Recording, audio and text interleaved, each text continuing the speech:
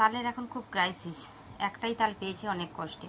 মেয়ে এসছে, ও তালের পিঠে খাবে, তালের বড়া খাবে বললো, অন্য কিছু খাবে না বললো, এখন বড়াই খাবো। তো অনেক কষ্টে একজনকে বলে ও তাল দিয়ে গেছে, একটাই তাল। ও পায়নি, কী করবে বেচারি, তো একটা তাল দিয়ে গেছে। ওই তালটাকে আমি ধুয়ে এনেছি পরিষ্কার করে, ওটার কাঠ বের করব, বের করে তালের বড়া করব। তো চলো কেমন করে দেখতে থাকো। তোমরাও অনেকেই জানো তালের বড়া, তো আমি যেমন বানাই তেমনই দেখাচ্ছি তোমাদেরকে। তালটাকে ধুয়ে দেখো জল দিয়ে বের করে নিয়েছি, বেশ শক্ত শক্ত কাত করে নিয়েছি। এটাকে অনেক সময় আমি কি করি, ওই যে গ্রেটার আছে না, ওটা দিয়েও গ্রেট করে মানে মাড়টা বের করানো যায়। তো আমি এখন করিনি, এখন আমি এমনি জলে গুলে মাড়টাকে বের করে নিয়েছি। তারপরে কি করেছি বলো তো, ওই যে রোঁয়াগুলো থাকে না, ওটাকে আমি ছাঁকনি দিয়ে ওই যে রুটি ছাঁকা রুটি ইয়ে করা আটা, যে আটা চালুনি দিয়ে ওই এটাকে ছেঁকে নিয়েছি। এরপরে ওর মধ্যে আমি কিন্তু তালের মাড়টাকে ফুটাইনি, কাঁচা তালের মাড়েই করবো আমি। পিঠে বেশিরভাগ কাঁচা তালের মাড়ে দিয়েই করি। তালকে ফুটিয়ে ফুটিয়ে আবার রাখবো, মাড় অনেক ঝামেলা। তাহলে ওই জন্য কী করি, আমি তালের কাঠ বের করে রেখে ফ্রিজে রেখে দিই, যখন ইচ্ছে কাঁচা মাড়টাই পিঠে বানাই। তো কাঁচা মাড়ের পিঠে সব পিঠেতেই প্রায় কাঁচা মাড়ের পিঠে হয়ে যায়, কিছু পিঠে হয়তো হয় না, সেটা পরের কথা। তো আমি আজকে যে পিঠেটা বানাচ্ছি ওটাই তোমাদের সঙ্গে শেয়ার করছি। তো তালের মাড়টা নিয়েছি, ওর মধ্যে কিছু জিনিস মেশাচ্ছি। দেখো মেশালাম ময়দা, সুজি, আটা সামান্য পরিমাণ, আর চিনি, আর বেশ খানিকটা নারকেল কুচি, নারকেলটাকে ছোটো ছোটো করে কুচিয়ে নিয়েছি, আর সামান্য লবণ দিয়েছি, আর দিয়েছি চালের গুঁড়া। তবে চালের গুঁড়ার পরিমাণটা খুব কম দিয়েছি। এখানে যদি 500 ময়দা ব্যবহার করেছি, 250 সুজি, আর তার মধ্যে চালের গুঁড়ো দিয়েছি 1 কাপ, ওই যে স্টিলের কাপটা এই যে দেখছো, এটার মধ্যে 1 কাপ, আর সামান্য একটু দিয়েছি।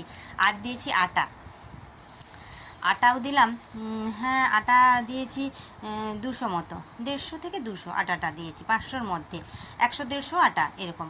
খুব বেশি আটাও দেওয়া যাবে না, অনেকে আবার শুধু আটা দিয়েও করে।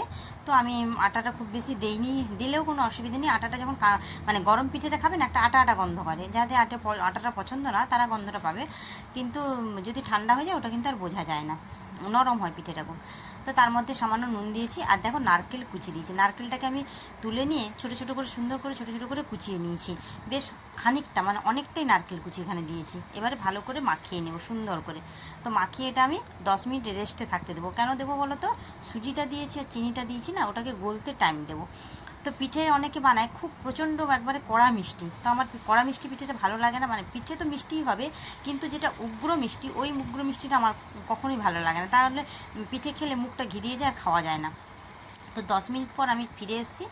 তো দেখো সুজিটা যে ছিল ওটা নরম হয়ে যাওয়ার জন্য সুজিটা ফুলে গেছে, ওই কারণে দেখো আমার তখন ছিল কতটা নরম পাতলা ছিল, আর এখন কতটা শক্ত হয়ে গেছে, জলটা টেনে নিয়েছি। এদিকে আমি তেল গরম করতে বসিয়ে দিয়েছি। এবারে ছোটো ছোটো করে হাতে ছাড়ার মতো আমি পিঠেটা কিন্তু মাখবো। আমি এখানে হাতা খুন্তি ব্যবহার করব না।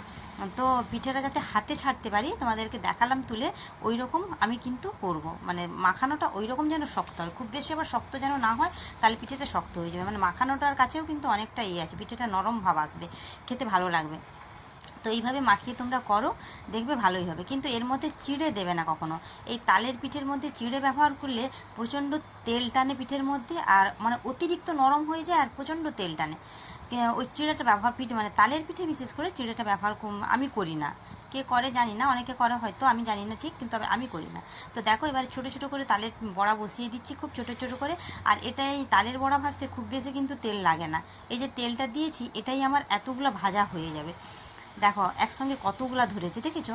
তো মনে হচ্ছে গায়ে গায়ে লেগে গেছে, তো ওটা কোনো অসুবিধে নেই, ওটা যখন ভাজা হয়ে যাবে আপনা আপনি ছেড়ে যাবে, একটু হাতা দিয়ে করে দিলে ছেড়ে যাবে। আর দেখো ছোটো ছোটো দিয়েছিলাম, কতটা ফুলেছে দেখেছো? পিঠেটা তেলের উপর পড়লে পিঠেটা ফুলে যাবে।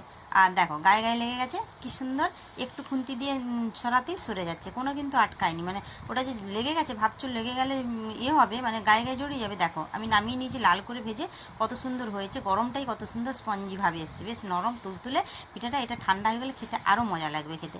তো এইভাবে তোমরা গরম গরম পিঠে বানাও, আর খেয়ে দেখো কেমন হয়েছে জানিও। আর তোমরা কেমন তালের বড়াটা বানাও ওটাও জানিও। তো আমি ওইভাবে বানিয়ে একবার ট্রাই করব কেমন হয়। তো এরপরের বারে আমার তালের মাড় অনেক আছে, আমি অনেক রকম পিঠের আইটেম করব, আর তোমাদের সঙ্গে একটা একটা করে শেয়ার করব। তো আমার পিঠে ভাজা আরম্ভ হয়ে গেছে, এদিকে ভেজে নিয়েছি, আরও অনেক পিঠে আছে, কড়াতে দিয়ে দিয়েছি, মাখানো কতটা আছে দেখো। তো এগুলো ভাজতে থাকি। আজকের জন্য বাই, নেক্সট ভিডিও আবার দেখা হচ্ছে, সঙ্গে